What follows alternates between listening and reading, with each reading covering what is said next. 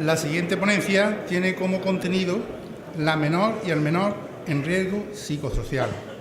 Para la ponencia nos acompaña Antonio Rafael Gómez Fernández. Antonio Rafael es médico especialista en pediatría y en áreas específicas, y muy concreta la especialidad de pediatría social y psicología infantil. Desarrolla su trabajo en el Hospital de la Cruz Roja. Cuando quieras. Perdón, te quiero dar las gracias por participar aquí, por ayudarnos a montar este congreso, ¿vale? Bueno, ¿se me oye? Sí. Bueno, yo quisiera dar las gracias al organizador de este congreso por haber contado conmigo, y la verdad que me siento muy orgulloso y satisfecho de estar con vosotros, con todas estas personas tan comprometidas con los problemas de la infancia, ¿vale? Bueno,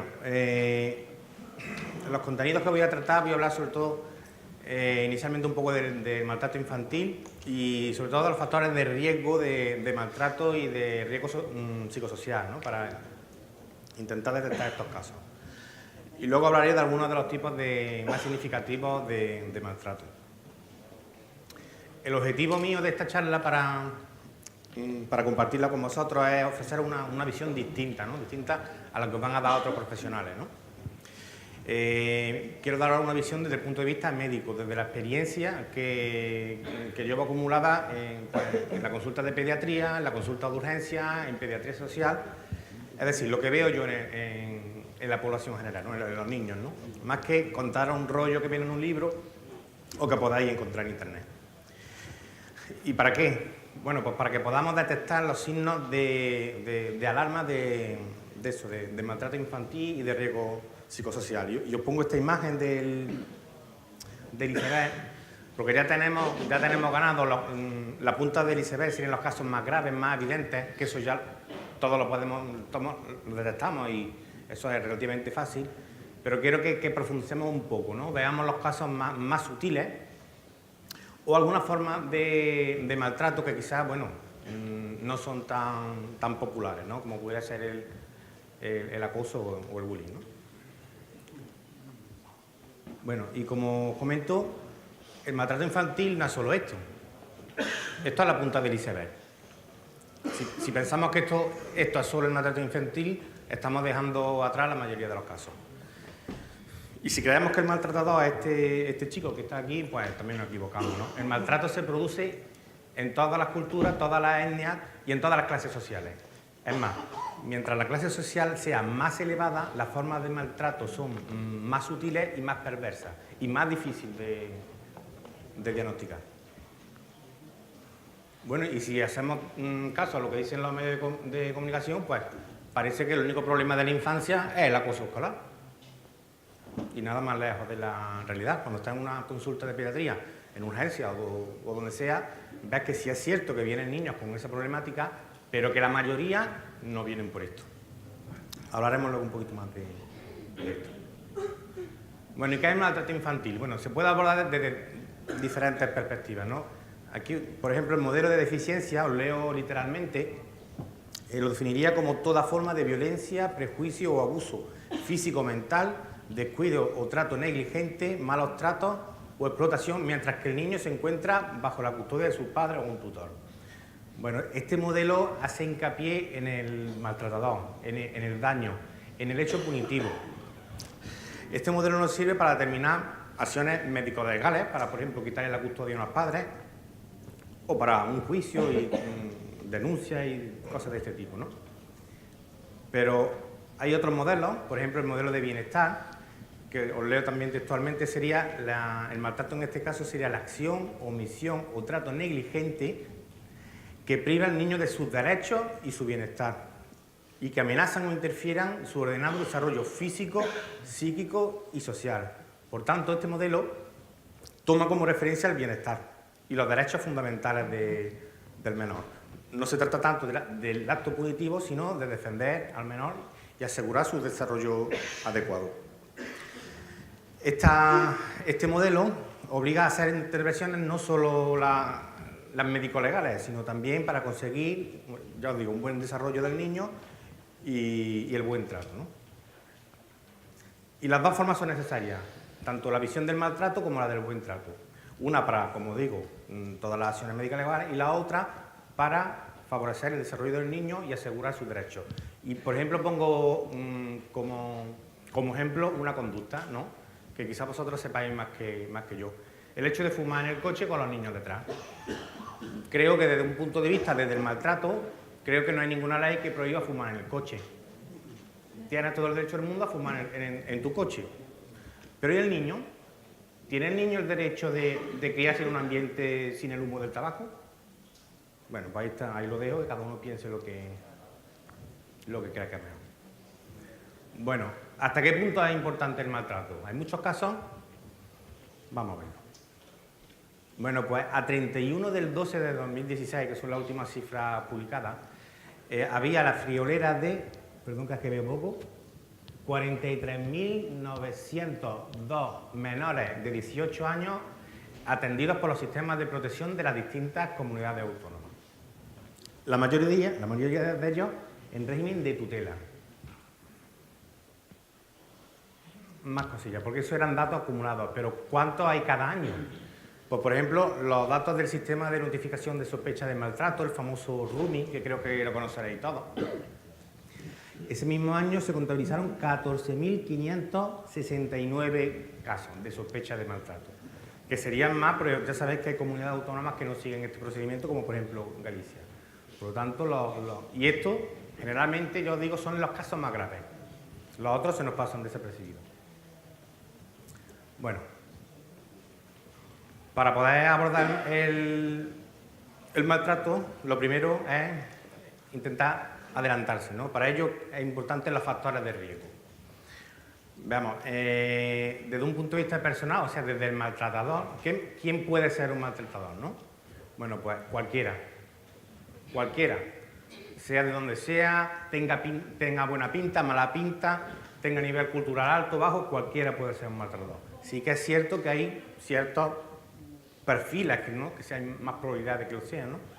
Y aquí vemos como personas que hayan sufrido rechazo emocional, que no tengan experiencia en el cuidado, con una historia de ruptura familiar previa, con bajo coeficiente cognitivo, problemas psicológicos, problemas psicopatológicos, también personas que tienen escasa tolerancia al estrés, especialmente cuando los niños son problemáticos y conflictivos, y también aquellos que han sufrido malos tratos en su infancia, ¿no? Porque el maltrato o el uso de la violencia es una conducta y como tal se aprende, y se aprende de forma más eficaz en la infancia.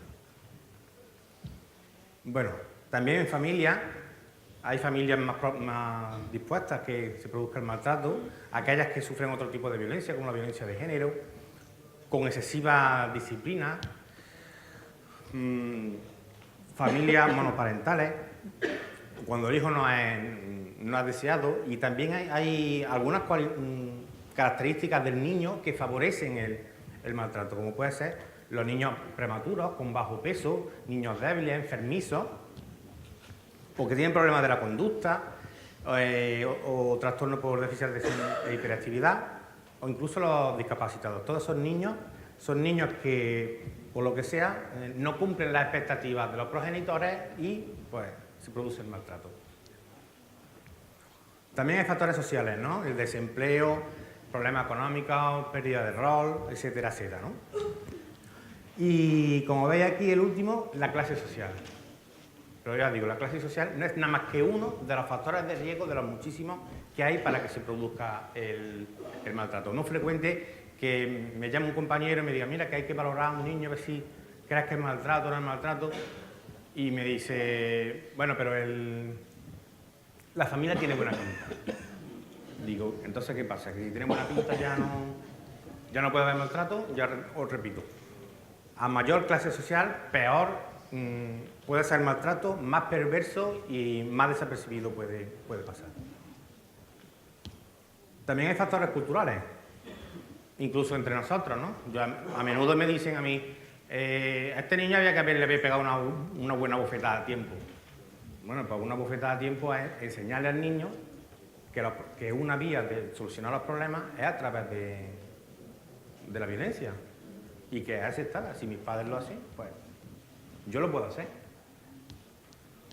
Bueno, Pero ¿cuándo se produce el maltrato? Pues en realidad se produce cuando hay un desequilibrio entre una serie de factores protectores y todos estos factores que hemos comentado de vulnerabilidad o factores estresores que actúan en un determinado momento.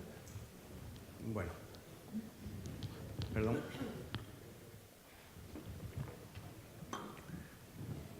Bueno, tipos de maltrato hay muchos, ¿no? Y hay muchas clasificaciones. Yo hablaré de algunas de ellas solo, de las que creo que puedo aportar un poquito más, ¿vale? Luego las veremos. Bueno, el maltrato físico. El hematoma. El hematoma del niño, el cardenal, suele producirse cuando es accidental en zonas de roce, es decir, por ejemplo, en la cara anterior de las piernas, lo que se llama comúnmente como la espinilla, las rodillas, los codos. Cuando se produce en la cara suele producirse en la frente o en la barbilla, ¿no? El hematoma del maltrato es distinto, suele ser en áreas menos expuestas, como por ejemplo la cara anterior de los muslos o en el tórax, es muy frecuente en el tórax. Son, como veis, no sé si se ve bien en las imágenes, son impresiones digitiformes, eso es de haber sujetado al niño de las costillas para zamarrearlo, ¿vale? Eso es muy frecuente. También los mordiscos no siempre se lo ha producido otro niño en el colegio. Siempre que veamos un mordisco hay que medir la distancia entre ambos caninos. Cuando esa distancia es mayor de 3, eso no lo ha producido un niño, lo ha producido un adulto. Y también otra cosa muy importante es los estadios de los hematomas, ¿vale? El hematoma no es más que la extravasación de la sangre de los vasos y sufre un proceso de oxidación de la hemoglobina. Entonces el hematoma va cambiando de color. Pasa de un color inicialmente rojizo, posteriormente morado y luego amarillo verdoso. Entonces cuando encontramos un niño que tiene hematomas de distintos estadios, quiere decir que ha estado sufriendo repetidos golpes a lo largo del tiempo, ¿no? Las quemaduras también son muy frecuentes. Son muy características las quemaduras por cigarro. Cuando un niño se quema por un cigarro accidentalmente, el reflejo del dolor hace que se retire rápidamente y la quemadura nunca es nítida, ¿vale? Cuando tenemos una quemadura completamente redonda, eso es muy indicativo de que se ha sujetado el niño y se le ha presionado con el cigarro de manera fuerte. Entonces la cicatriz o la herida es completamente circular. También es muy frecuente las quemaduras en guante y en calcetín, que respetan las zonas de flexura, es decir, las zonas internas. Eso es por inmersión, por sujetarle, por ejemplo, al niño la mano y metérsela en agua hirviendo, y el reflejo del niño que hace que cierre la mano por el dolor, hace que respete la palma, ¿vale? Entonces, por eso suele respetar la zona de flexura, porque el niño o bien encoge las piernas o encoge las manos y protege la zona interna. Bueno, y la fractura, esto sí me interesa mucho que lo sepáis, porque esto es, la mayoría de los pediatras ni siquiera lo saben. Las fracturas de los niños, especialmente los pequeñitos, en los huesos largos, son muy indicativas de maltrato, las fracturas suelen ser espiroideas, un trazo espiroideo, no un trazo lineal, y generalmente es por el mecanismo de coger al niño las piernas y realizarle un movimiento de torsión, ¿vale?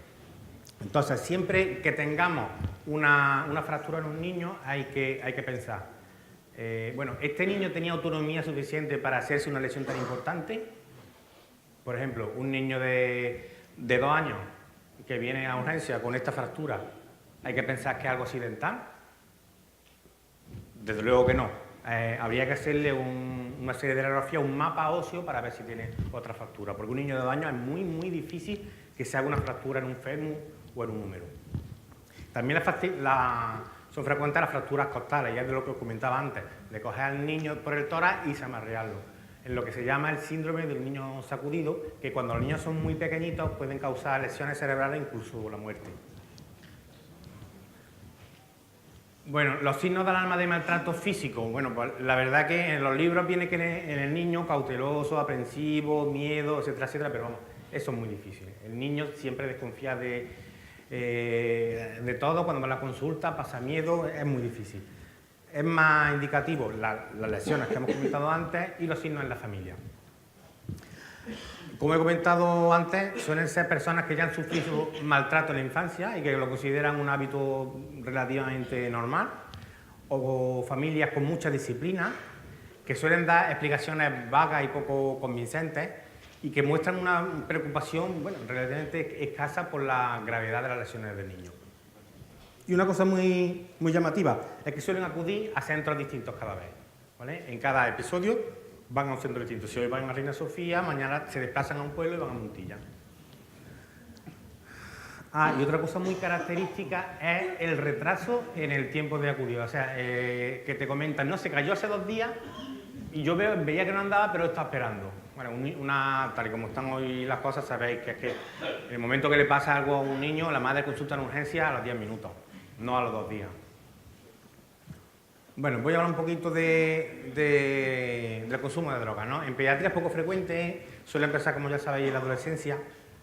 La mayoría de ellos son, como sabéis, policonsumidores y es importante que el 50% de ellos aproximadamente presentan lo que se llama patología dual. Es decir, que aparte de cumplir con los criterios diagnósticos de un consumo de abuso, de consumo de sustancias, también presenta alteraciones psicopatológicas. De hecho, la depresión, los episodios depresivos mayores, es un predictor de recaída después de la rehabilitación. Bueno, voy a comentar este estudio, que es muy interesante, el estudio Amalgama 7, que es de un centro de Barcelona que se dedica a atender a niños y adolescentes con diversas problemáticas, que tomaron una muestra bastante amplia de 1.254 adolescentes, que tenían en común todos ellos que tenían algún trastorno conductual. Es decir, no cogieron niños consumidores, sino cogieron niños aleatoriamente que tenían un trastorno conductual. Pues bien, el 70% de ellos cumplía con criterios de patología dual, es decir, también consumían sustancias. Por lo tanto, hay que asociar siempre patología psicopatológica con el consumo de drogas. ¿Y qué trastornos nos presentaban? Bueno, lo más frecuente es alteraciones en el comportamiento, ¿vale? Una conducta problemática, pero bueno, había bastante tipos de problemas. Y aquí abajo, si veis, del total de la muestra, el 10% eran adoptados. O sea, fijaros, si cogemos 1.250 niños al azar con problemas conductuales, ¿cómo es posible que el 10% sean adoptados? Bueno, luego hablaremos un poquito de la adopción, aunque Juan Jesús me recomendó que no lo hiciera, pero voy a hablar un poquito de la adopción. Bueno, y los signos de alarma, ¿cuándo hay que pensar que un niño tiene problemas con la droga? Bueno, los autores dijeron que se repetía con cierta frecuencia el siguiente patrón sintomatológico. Eran adolescentes desmotivados, apáticos, con conductas disruptivas, que no tenían proyectos objetivos a largo plazo, que tenían un discurso empobrecido más allá de lo esperado por su desarrollo cognitivo y que tendían al aislamiento social, lo que llevaba al refugio, como ya sabéis, en bandas o grupos marginales donde se sienten arropados y donde adquieren un rol para ellos pues, relativamente importante, ¿no? Se sienten a gusto. Bueno, vamos a hablar ya de acoso escolar y ciberacoso, que parece que es el principal problema de la infancia ahora mismo. La verdad es que nos reconforta, ¿no? Especialmente, supongo que a los políticos, pensar que el principal problema de la infancia no lo causan los adultos, sino que se lo causan los niños, ellos mismos, ¿vale? Porque, como ya sabéis, se define como violencia entre iguales. Son los niños los que se causan su principal problema, ¿no? Bueno, entonces, que estamos hipersensibilizados, estamos diagnosticando más el acoso escolar. La verdad es que no hay unos criterios diagnósticos. Cualquiera puede decir, mi niño ha sufrido acoso o mi niño está sufriendo bullying. Bueno, sabemos que para poder hablar de bullying tendría que ser algo recurrente, que dure en el tiempo, intencionalidad y que haya desequilibrio, ¿vale? Pero bueno, sí que es cierto que lo hay. Bueno, ¿cuáles son las características del niño acosado? Bueno, pues cualquier diferencia es buena. Yo, por ejemplo, el último caso que vi es simplemente un niño de 8 años pues que era muy malo jugando al fútbol, nada más. Otro caso que me llamó la atención, pues una niña, bueno, adolescente más bien, que tenía el pelo muy rizado. Tenía un pelo rubio, muy bonito y muy rizado, pero nada más que por eso ya se metían con ella, ¿no? Por tanto, cualquier diferencia es susceptible para que el resto de los niños hagan el acoso, ¿no? Y también hay que tener especial atención a los niños discapacitados, los niños con bajo coeficiente cognitivo. Muy frecuente también en niños con trastorno del espectro autista, en niños Asperger. Todos esos niños son blancos del acoso de los otros niños. ¿Qué consecuencias tiene? Bueno, ya lo hemos visto mucho en la prensa: conducta suicida, agresividad, alteraciones conductuales, fracaso escolar. Es muy importante el fracaso escolar. Un niño que va bien en el colegio es un niño feliz, ¿vale? Siempre hay que tener en cuenta lo del fracaso escolar. Y también en el acosador. El acosador tampoco es... También hay que prestarle atención, no podemos olvidarlo, ¿no? También tiene riesgo de depresión, incluso de conducta suicida. Ahora hablaremos de esto. ¿Qué tiene el pediatra que ver en la consulta para sospechar el acoso? Bueno, pues el trastorno psicosomático. Esto es importantísimo. Los niños somatizan mucho, entonces es muy frecuente que cualquier cosa debute con un dolor abdominal. El dolor abdominal es el comodín para todo, ¿vale? Los dolores abdominales, que no suelen ser, digamos, por causa orgánica, que nos deben de tranquilizar, son aquellos que normalmente el niño se refiere que le duele la barriga, en la parte central de la barriga, que no se acompaña de heces con sangre, que no pierde peso, que no tiene fiebre. Entonces, cuando no se producen estas cosas, el dolor abdominal raramente es por algo orgánico. También la cefalea, pero menos, trastorno del sueño, empezar otra vez a hacer pipí, en fin, etcétera, etcétera. Pero yo me quedaría sobre todo con el dolor abdominal. ¿Qué signos de alarma podemos ver, ¿no? En la familia? ¿Qué tiene que ver la familia? Bueno, como he comentado antes, el descenso del rendimiento escolar, el colegio es un indicador estupendo, que las buenas notas es casi una seguridad de que el niño está bien.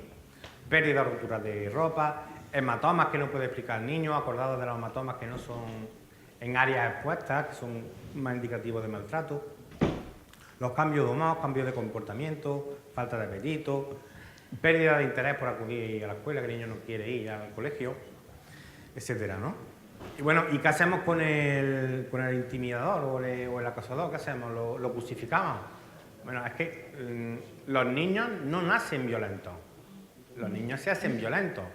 Habrá que ver por qué ese niño actúa de esa forma, ¿no? Igual ese niño también necesita un apoyo psicopatológico. Por tanto, en el acoso yo diría que casi que hay dos víctimas, que es el acusado y el acosador también. Muy bien, bueno, algunas consideraciones breves sobre abusos sexuales. Bueno, el abuso sexual es relativamente poco frecuente, es el menos frecuente de todos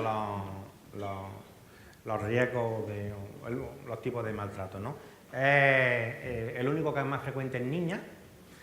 Generalmente suele ser una persona allegada y la mayoría de ellos se produce en la etapa que llamamos preverbal. Es decir, en esta etapa en la que el niño, a pesar de que habla, tiene un discurso muy empobrecido y puede relatar con poca precisión lo que le ha ocurrido, ¿no?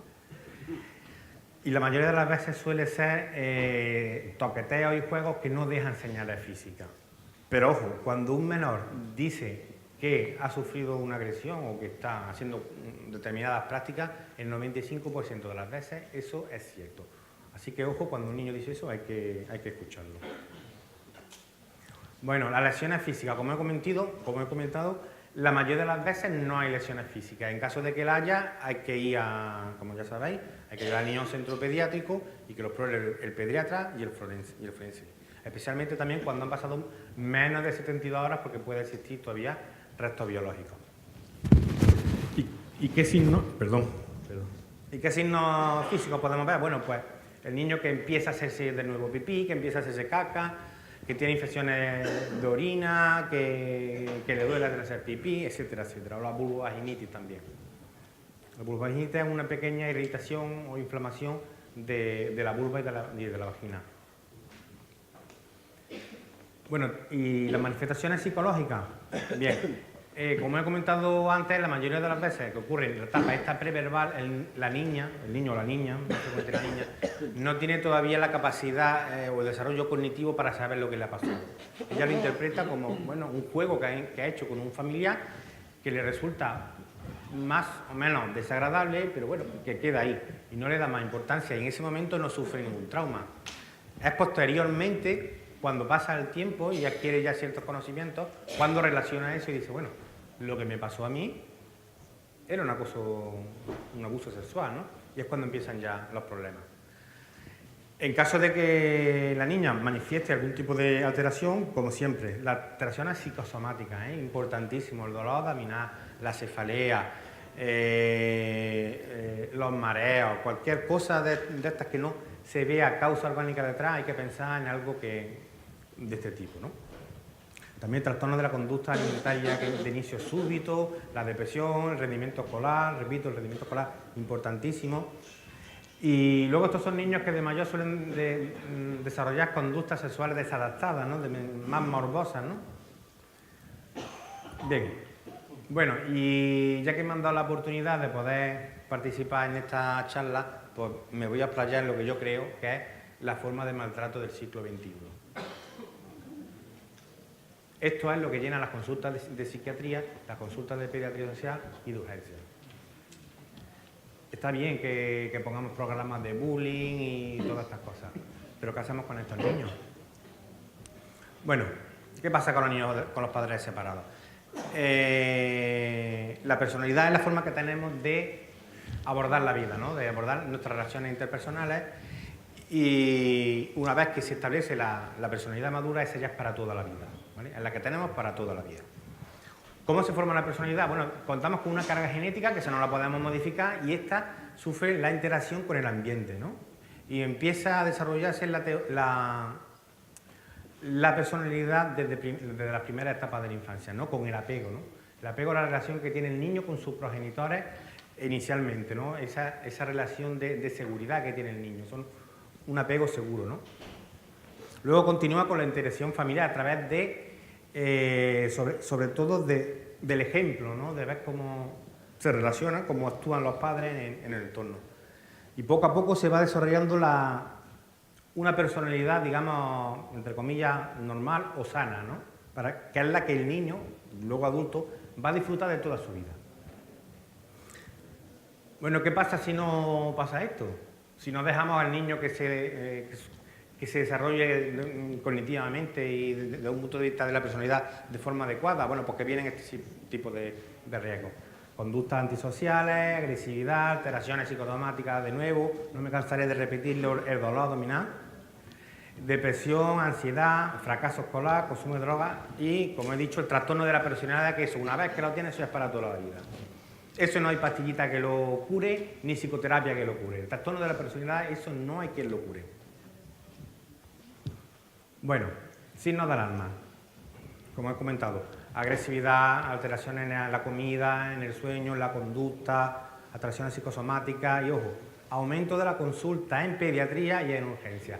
Es súper frecuente la madre o el padre que recoge el niño para el fin de semana y lo primero que hace, se va a urgencia y le dice al pediatra, mira cómo me ha entregado el padre, me hace el favor de ponerlo en el informe. Está sucio, con los calzoncillos, la braguita sucia. Mira el flujo que tiene la vagina, en la vulva. Son muy frecuentes que te digan, tiene flujo en la vulva, como insinuarte que es posible que le haya hecho una agresión sexual. Bueno, para que lo sepáis, las niñas tienen flujo, ¿eh? Eso no es indicativo de maltrato. La vagina es una mucosa y como tal produce moco y pueden tener flujo, no es indicativo de maltrato. Yo supongo que serán los iluminados de los abogados los que animarán a la familia que digan, tú ve a urgencia y informe. Y el niño al que está en medio de todo. Pues esto es súper frecuente, ¿eh? Bueno, ¿y esto cómo se aborda? Lo más habitual es que al final el pediatra de cabecera pues mande al niño al psicólogo infantil y vaya a la consulta, normalmente un progenitor, solo uno, y le dice, bueno, mi niño tiene un problema conductual, no obedece en casa, en el colegio está fatal, se hace pipí en la cama, no sé cuánto, no sé qué. Vale, ¿y el problema qué? No, el problema es del niño, tú arréglame el niño. El problema es del niño, nosotros no tenemos ningún problema, me tienes que arreglar el niño. Bueno, pues esto no es así. Si no se aborda el problema, al niño no hay quien lo arregle. Bien, también eso es muy frecuente que vaya uno, un progenitor le pregunta, bueno, y por ejemplo, ¿y el padre o la madre? Dice, no, la madre no está de acuerdo con que vengamos. Bueno, ¿qué hay que hacer? Pues hay que enseñarle a los padres que los niños están biológicamente preparados para tener un padre y una madre. Y no un padre y la novia del padre y una madre y su correspondiente novio, que por cierto, yo no sé la facilidad que tiene la gente para una vez que se separan buscarse otra vez novio. Con él.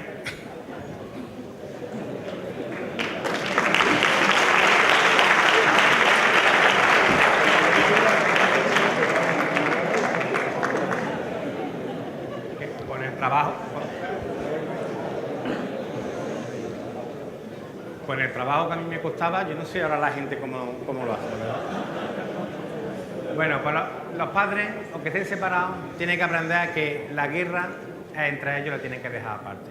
Y que el niño cuando es su cumpleaños quiere que su padre y su madre estén allí soplando las velitas. Y no el novio y la novia de turno, que no pintan nada. Bueno. Y aunque Juan Jesús lo quería, donde no lo veo, no quería que hablara de adopción internacional, voy a hablar un poquito. No voy a hablar de adopción internacional, voy a hablar del niño adoptado, que es distinto. ¿Por qué? Hasta el 20% de los niños adoptados, de las familias adoptadas, reconocen tener problemas serios. ¿Esto a qué se debe? Bueno, hace unos años la adopción internacional, bueno, porque como supongo que lo sabéis, la adopción nacional en España es prácticamente anecdótica, aquí no hay niños para adoptar, la mayoría son internacionales. Hace unos años, pues bueno, esto era todo felicidad, ¿no? La mayoría de las niñas chinas que entraban en el programa de adopción porque allí no la querían simplemente por ser mujer, solían ser niñas sanas. La raza china, que por lo general son una raza muy inteligente, y eran niñas que no tenían problema ninguno, era todo felicidad. ¿Bien? Pero ahora ya no es así, ahora la adopción internacional está muy mal vista y los países tienden a dar preferencia a las medidas de protección locales. Es decir, los niños tienden a quedárselos y no dar en adopción, ¿vale? Entonces, ¿qué niños son los que se dan en la adopción? Pues suelen ser niños mayores que ya no quieren en su país o que tienen problemas de salud, venga o no venga en el informe, que tienen problemas de salud o que son etnias que allí no desfavorables, que no las quieren. ¿Y esto qué ocurre? Bueno, porque estos niños tienen ya una biografía de abandonos repetidos, no solo el de la madre, el de aquí ahora a un centro, luego a otro, etcétera, etcétera. Y recordamos lo de la teoría del apego, niños que no han hecho un apego seguro. ¿Y qué pasa con las familias? Bueno, pues las familias también tienen lo suyo. Normalmente son familias que han intentado tener niños por todos los medios y muchas veces a través de procedimientos muy costosos y dolorosos, ¿eh? Y que no lo han conseguido. Por tanto, sí, ya estoy terminando. Por tanto, se junta la biografía del niño con la biografía de la familia. ¿Y qué es lo que pasa? Bueno, pues problemas conductuales, una alteración en el apego, trastornos por déficit de atención y hiperactividad, etcétera, etcétera. En resumen, son niños que no cumplen las elevadas expectativas que tenían esa familia para el niño. ¿Y qué es lo que ocurre? Pues es un menor en riesgo psicosocial. ¿Para qué? Para que le pase todo lo que hemos comentado antes. Por lo tanto, a los niños adoptados hay que prestarles muchísima atención.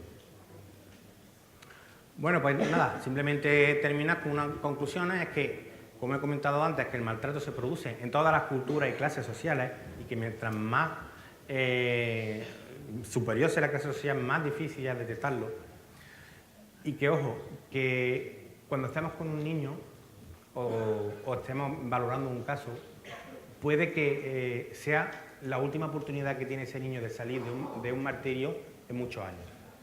¿Vale? Así que tenemos que estar siempre atentos, como si fuéramos un salvavidas, ¿no? De un niño que está ahogándose en el mar y nosotros somos un salvavidas y nuestra interacción en ese momento puede ser su única oportunidad en muchísimo tiempo de sufrir pues cualquiera de estas cosas, ¿no? Y recordad que hay que estar atentos a los signos menos evidentes, ¿no? Recordad el iceberg, ¿no? La parte de alta del iceberg, eso ya lo tenemos, eso no hace falta comentarlo. Vamos a intentar ver lo de más abajo. Y recordad que hay muchas formas de maltrato y situaciones de riesgo y que el maltrato no se acaba en el acoso escolar y el ciberacoso, ¿vale? Que hay muchas más cosas. Y nada más, muchas gracias.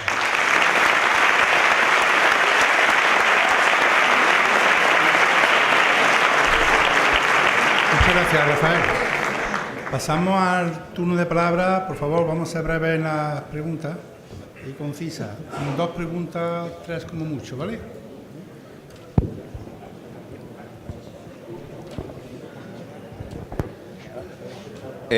Hola, buenos días. Una de las cosas que ha comentado es el tema de las psicopatologías que se observan en los jóvenes. Yo, en nuestro municipio, y no ha sido solo un caso, sino que hemos encontrado patologías curiosas que no ha comentado usted. Como es alguna patología que no ha comentado usted, como era la caída del cabello. De hecho, había una chica que directamente se arrancaba el pelo y se quedó literalmente calva. Sí. Y chicos que directamente se le caían.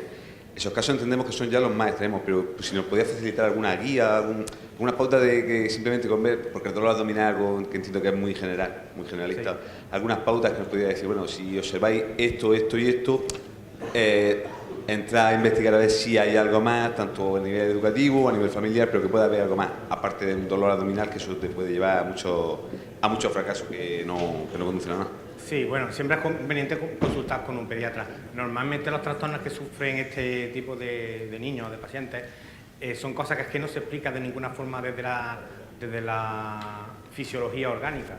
A lo mejor te dice, me duele la barriga, me duele la cabeza, me siento cansado, me mareo cuando me levanto, que no sé cuánto. Entonces dice, bueno, pero ¿qué enfermedad explica tanta cosa? ¿Vale? Sí, no, pero yo por el camino que voy es, claro, porque eso a lo mejor llega a usted en la consulta y se lo dicen. Nosotros como policías que estamos en la calle, yo digo, lo que me refiero es si alguna pauta que nosotros podamos hablar, a mí no va a venir un chico, o es raro que venga un chico y me diga, me duele la barriga, pero sí que tú le puedes hablar, oye, el chico se está quedando calvo, esta chica se está quedando cada vez más calva, o tiene ojeras, no sé si existe algunas pautas que nosotros a simple vista, sin que venga a decirnos, la podamos ponernos sobre la pista de que pueda suceder algo. No, eso es difícil, hay que hacer una historia detallada y explorar por aparatos y sistemas todo el cuerpo y relacionar cada cosa. No se puede dar una pauta para saber si una alopecia, una caída del cabello es nerviosa o hay algo detrás. Hay que explorar al niño completo. Vale, muchas gracias. Por eso solo he hecho hincapié en el más frecuente, que es el dolor abdominal.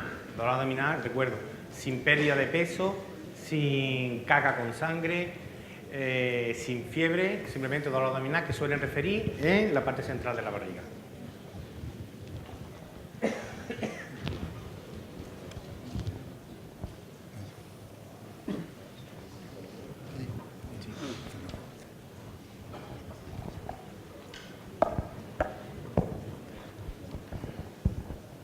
Muchas gracias por su exposición, ha estado sublime, vamos, muy interesante. La unidad de violencia doméstica en Alicante. Quería ver si han tocado el tema este también o si lo has trabajado, el tema de la reagrupación familiar, es decir, que han venido muchos inmigrantes con el tema de la familia, primero los progenitores, se han quedado los niños en familia extensa, el mejor de los casos, y cuando han venido después de 2 o 3 años, pues ha surgido la explosión de la adaptabilidad, es decir, los chavales, la adaptabilidad de los chavales ha sido mucho más rápida que la de los papás. Los de los papás aún estando aquí, están allí, y los chavales cuando vienen aquí, entre sus iguales se han adaptado, pero los papás tenemos el problema de la violencia que surge en este tema. A ver si qué puedes decirnos. Perdón, no me entero. El tema de la reagrupación familiar, cuando han venido primero los progenitores... En los casos de retirada de tutela y eso. No, lo digo, como has tocado el tema de la separación de padres, el tema de la adopción internacional, donde surgen los problemas de los chavales, también tenemos víctimas en el aspecto de la reagrupación familiar. Cuando han venido primero los papás, han estado aquí unos años y cuando han podido hacer, que dicen, hemos hecho todo por vosotros y entonces ya os podemos traer, entonces los chavales se sienten como engañados y traicionados al no haber venido con sus padres en su momento. Entonces surgen ahí problemas como si los habéis estudiado dentro de tu dinámica. Sí, bueno, hay muchos problemas. Estamos hablando de la adopción, ¿no? No, de la adopción no. La agrupación familiar es cuando los padres vienen y después se traen a la familia porque no cumplen los requisitos. Correcto, no tienen condiciones económicas para traer a toda la familia. Vienen primero, se sitúan ellos y posteriormente se traen a la familia. No, de eso no tengo experiencia. La agrupación familiar te refieres de que vengan ellos a trabajar y luego se traigan a la familia. Sí, y posteriormente se traen a la familia. Yo particularmente no he visto ningún caso.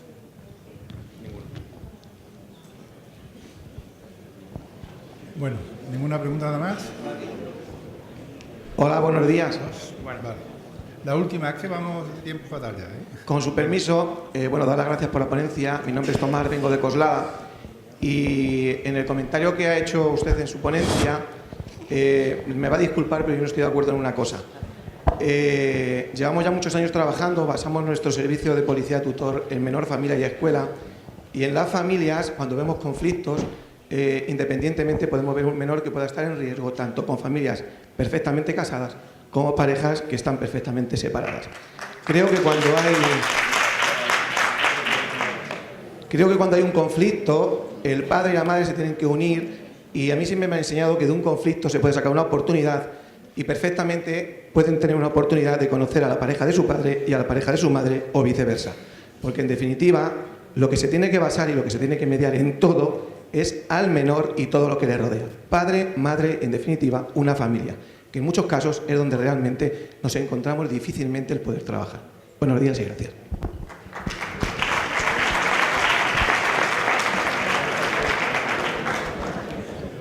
Yo lo que hablo es de mi experiencia, ¿no? Yo cuando estoy en una consulta de psicología que he estado y me traen un niño con problemas conductuales, hace la historia familiar y la inmensa mayoría son padres separados. ¿Cómo? Los niños felices de parejas separadas no van a su consulta. Y son la mayoría. Sí, pero... Sí, perdón. Vamos de tiempo muy mal. Os ruego ya, dejamos las preguntas, es que vamos de tiempo muy mal, ¿vale?